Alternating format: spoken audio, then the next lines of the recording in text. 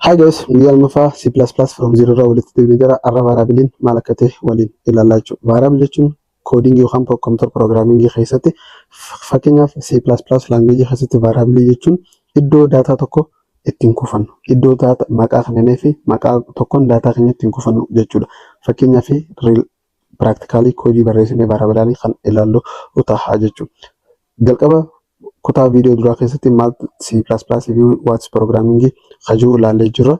Gara from hello world gara dhugaan C++ variable barreessitu waliin deemnaa jechuudha. So programming keenya information asii gadi kana yaadachuudha. Fakkeenyaaf maqaa namaa, umrii fi scoring price fi wantoota dhugaa fi sobataan adda baafachuu dhaqabe jechuudha. Programming keenya wantoonni nuti barreessinu kamtu maqaa namaati, kamtu umriidha, kamtu qabxii, kamtu gatiidha, kamtu lakkoofsa, kamtu qubeeleedha addaan baafachuu dhaqaba. Kana karaan itti godhu karaa variabilitiin jechuudha. Variabiliin maal akka ta'u waliin haa ilaallu jechuudha. So qabxiin ijoon variable gives a value name so that program can use and change that value. Kana jechuun variable value dhaaf maqaa kanna. Value tun wanni takka maali maqaan isii hajuu kannaaf jechuudha. Gabaabumatti variable is a named storage location used by program to hold the value. Programni keenya bakka takka maqaa waan takka bakka itti kuusu jechuudha. Fakkeenya biraatiin.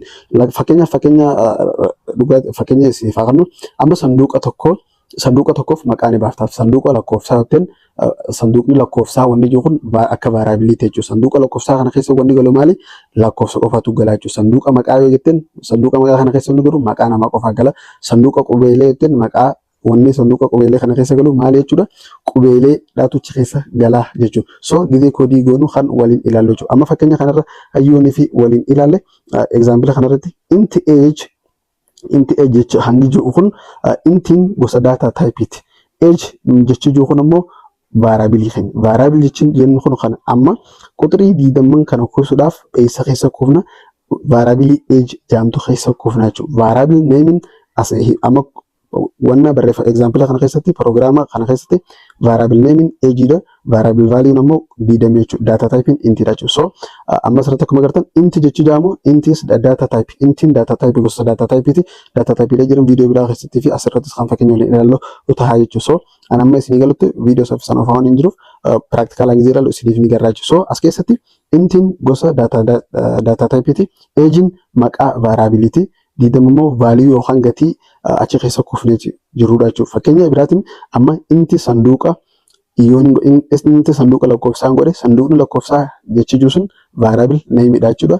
Diidam kan inni achi keessa galchu sun ammoo wanna sanduuqni lakkoofsaa kun of keessaa qabudha ta'a jechuudha. So value kun booda kan jijjiirru ta'a jechuudha. So variable waan akka ta'e idea qabataniitiin jira jetti yaada. So data type is highlight isiniin faaqanu. Data type jechuun gosa data type information akkamii akka ta'e C++ addaan baasuu fi maal akka bakka sanii kuufachuu deemnu. Amma inti age yoo hin jedhe intiin wanni inni wal qabatu the whole numberii dha jechuudha. Lakkoofsa wal numberii hundaatiin wal qabata. Dabiliin ammoo lakkoofsa xiqqaa qabu akkaan itti kuusuu deemtu. Data type hanga kana highlight godhatanii ilaaluu ni dandeessan jechuudha. So asirratti intiin gosa data type lakkoofsa of keessaa qabatudha. Akkuma asirratti agartan inti diidam.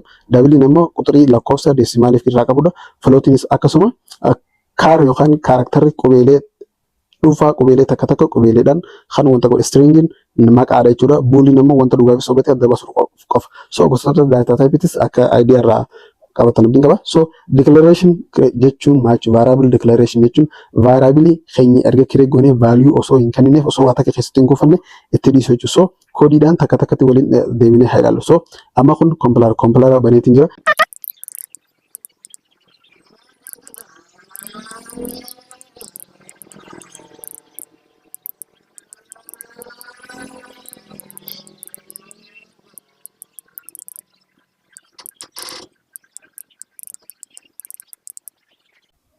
So guys amma barreesseetiin jira. Look amma wanni fakkaatu programni jalqabni beesikiin keenya kana fakkaata jechuudha. Asirratti wanni goone kanneen maal akka ta'e isiniif ibsu. Akkuma reefu jenne intiin gosa data type ti. Sanduuqni maallaqaa wanni jaamu variable. Sanduuqni maallaqaa variabiliin as keessatti maali jaamne yoo gaafatamne sanduuqa maallaqaa maqaan jaamu variable. Sanduuqa maallaqaa keessa meeqa jira? 200 jira jechuudha. So sanduuqa maallaqaa keenya yoo nu mul'isi jenne in variable keenya keessa maaltu jira jenneen kan nu mul'isu ta'a jechuudha. Koodiin gurraan akka ta'u haa waliin ilaallu. So compiling godhaa jira. Here we go. Now hojjetee jira. Variable keenya keessa maaltu jira jennaan 200tu jira hanuun jechuudha. So variable in idaan isaa kan. So variable declaration jechuun ammoo xiqqishoo kanarraa adda. Variable declaration jechuun gabaabumatti sanduuqa bannee jirru kana osoo waa takka keessa hin galchine dhiisuu jechuudha. Osoo waa takka keessa hin galchine dhiisuu jechuudha. Amma yoon irraan kan hin godhu ta'e baadoodha jira. Variable keenya baadoodha jira. Akkuma agartan asirratti trash value dha naabaas kana jechuun qullaadha jira jechuudha. Amma osoo sanduuqa kana keessa waa takka hin keenya kana dhiisuu jechuun declaration goonee jirra jechuudha. Sababni declaration goonuuf booda value alaa itti galchuu barbaanne. Amma fakkeenyaaf yoon fi fayyadamaan useriin variable sanduuqa sun keessatti akka waan kuusu barbaade in declaration fayyadamaa jechuudha. Kana jechuun fakkeenyaaf amma gatii sanduuqa waan sanduuqa sun keessa galchuu barbaade alaa fudhachuun hin barbaade jechuudha. Okay, siin min jaani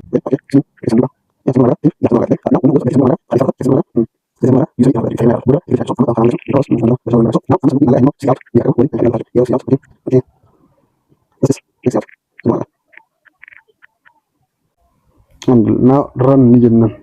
So run gida jennun useriin waan achi keessa baruu kaa'uu barbaanne faalii nu gaafata. Variable keenya keessa maal kaa'uu barbaadda yookaan maal galchuu barbaanne.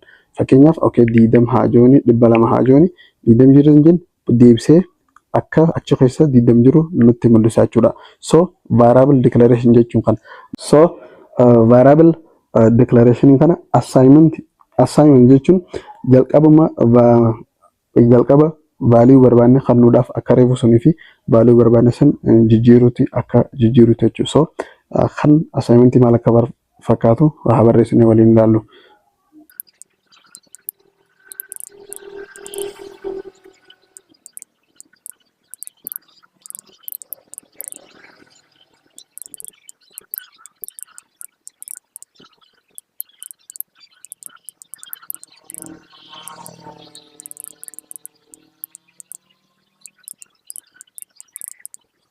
So guys amma barreessifteetiin jira. Kun akkuma reefu isin ibsa intiin gosa data type'ti. Age ammas keessatti variable kan jira. Age variable name age dha. Value isa 20 jechuudha. So kun assignment variable assignment jennaan ani jechuudha. Kana jechuun value erga takka kanneen fi booddee irraa jijjiiruu jechuudha. Amma akkuma asitti agartan age duraan 20 ture. Age duraan 20 ture. Umriin duraan 20 ture miti. Amma akkuma agartan jalqaba see out my age in 2020 jeeni umriin kiyya waggaa bara 2020 20. Amma wanni proogiraamni kun godhu umrii kiyya lachuu naa baasa jechuudha. Age kiyya lachuu naa baasa.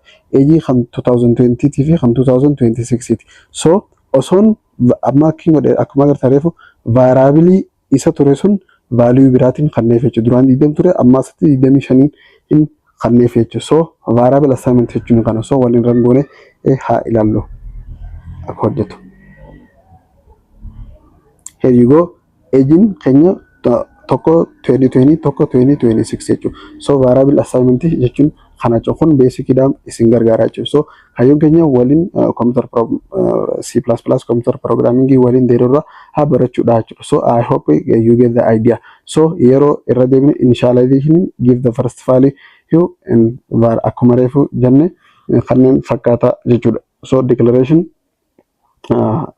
jalqaba creation variable maal akka ta'es waliin ilaalee jira. Assignment putting value jalqaba yookaan value duraan ture irraa jijjiiruu ni jenna jechuudha. Assignment fi creating walitti dhihaataa jechuudha. So declaration I have a variable called age. Declaration jechuun variable kan umrii yookaan kan sanduuqa maarree jaamu kan sanduuqa lakkoofsaa jaamuu qaba jechuudha. Declaration jechuun initialization ammoo create age and give its first value. Sanduuqa lakkoofsaa jennee uumne sanduuqa lakkoofsaa sun keessa lakkoofsa barbaadne galfachuu sanduuqa umrii jennee sanduuqa umrii sun keessa galfachuudha jechuudha. Bifa kanaan addaan baafachuu ni dandeessa. So assignment already have an age. Assignment jechuun variable duraan ture variable sanduuqa maallaqa kaniin duraan kuuse sun kaniin duraan uume sun deebi'ee value haaraa keessa galfachuu gisee barbaadne assignment goonaa jechuudha. Akkuma ammachirra allee sunitti. So kana fakkaata soga kaayyoon keenya waliin akka barannuudha kun lecture waan perfect test kannuuti waliin akka barannuudha so gaafilee kanneen answer godhu yaalii godhaadha anyway so waan min summary yookaan godhusaani anyway gaafii qabaatan comment jalatti drop gochuu ni dandeessanii from there irraa waliin haa barannu this is how computer programming jalqaba coding godhu computer programming godhu jechuun kana gaafii qabaatan comment jalatti drop godhaa